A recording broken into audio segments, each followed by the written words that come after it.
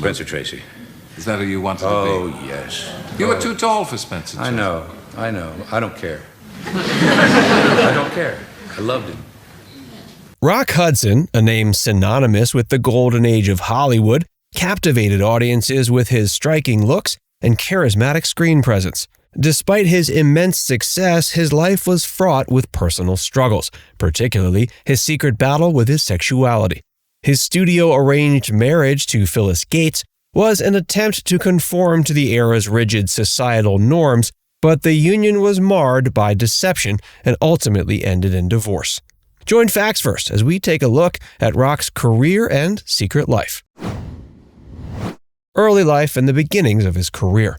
Rock Hudson was born Roy Harold Scherer Jr. on November 17, 1925 in Winnetka, Illinois. He faced a turbulent childhood after his father abandoned the family when Roy was still young. His mother, Catherine, remarried a man named Wallace Fitzgerald, whose name Roy would eventually take, becoming Roy Fitzgerald. Growing up, Roy struggled with his identity, and his dreams of becoming an actor seemed far-fetched in the conservative environment of his hometown. After high school, he served as a mechanic in the U.S. Navy during World War II. Upon returning, he pursued his passion for acting with renewed vigor.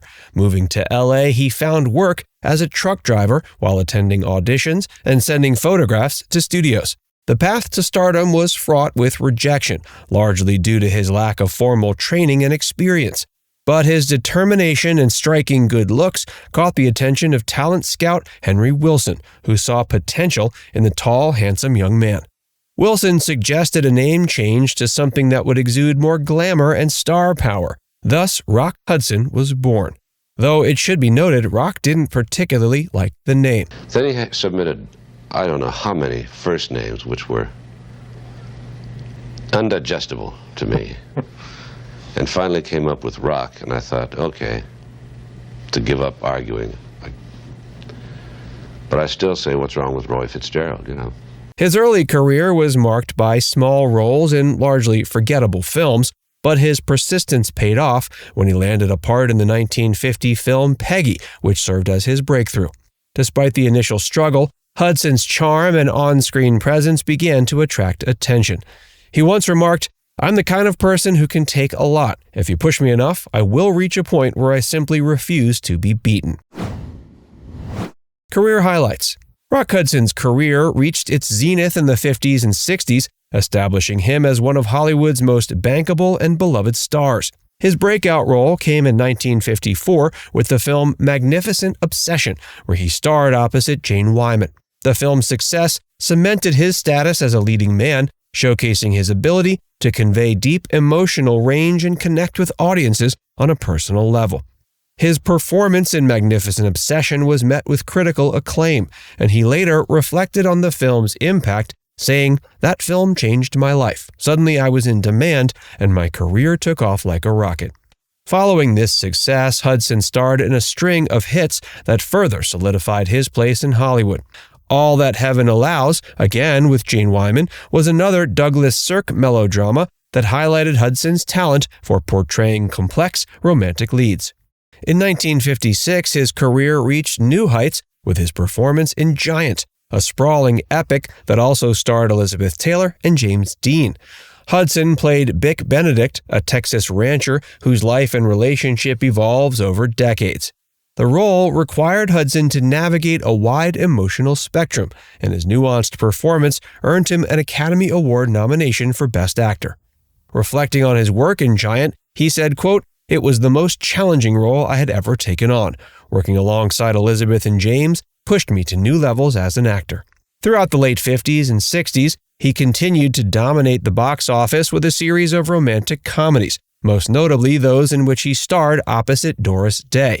Films like Pillow Talk, Lover Come Back, and Send Me No Flowers showcased his impeccable comedic timing and chemistry with Day.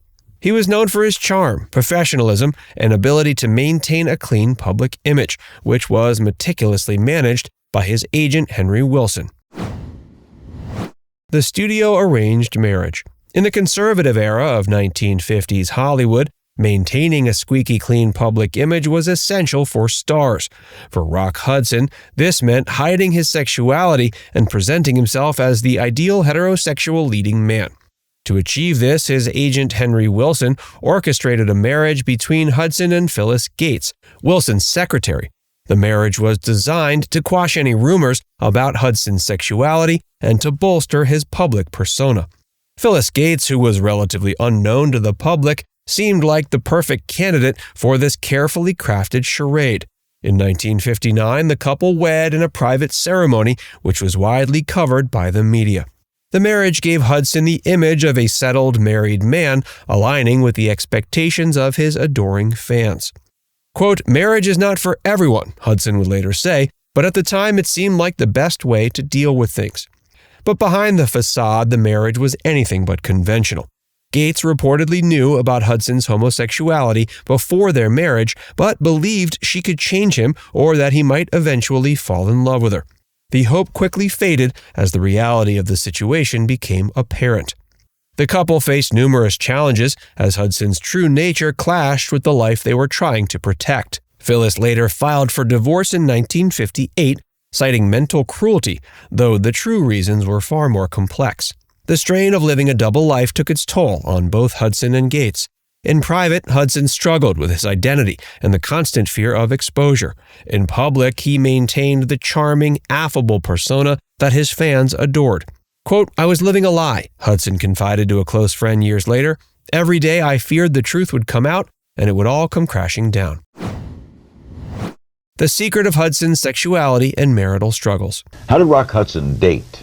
He would come over at lunchtime. I'd come back from work, and we go out to lunch. He never seemed to be uptight about it in public, but we didn't do a lot of physical, affection or anything. Rock Hudson's sexuality was one of Hollywood's most closely guarded secrets. In an era where homosexuality was not only frowned upon but could end careers, Hudson had no choice but to keep his true self hidden. Despite his marriage to Phyllis Gates, rumors about his sexuality persisted. His struggle to maintain his public image while living a private life that contradicted it created immense personal turmoil.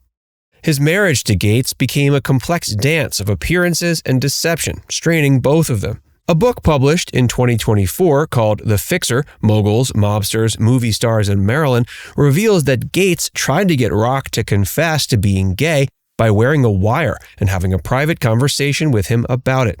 According to the book, Hunter admitted to Gates that he had had an affair with a man only a day after they had gotten married. The Confidential magazine incident.